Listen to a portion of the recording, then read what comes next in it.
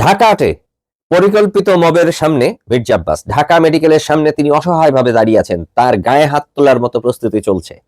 এই পরিকল্পিত মব সৃষ্টি করছে কারা বা করতে চাইছে কারা, তার সবকিছু আপনারা জানেন।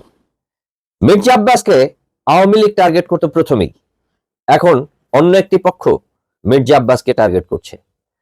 ঢাকাতে ওসমান হাদি প্রতিদ্বন্দ্বী হয়েছিলেন মির্জা আব্বাসের, তার জনপ্রিয়তা কিছুটা বাড়ছিল, কিন্তু সেটি আহামরি কোনো পর্যায়ে চলে যেত সে ধরনের ধারণা ওসমান হাদিরও ছিল না। মাঠ পর্যায়ে কাজ করে তিনি বুঝতে পারছিলেন রাজনীতি অনেক কঠিন, বিশেষ করে ভোটের রাজনীতি।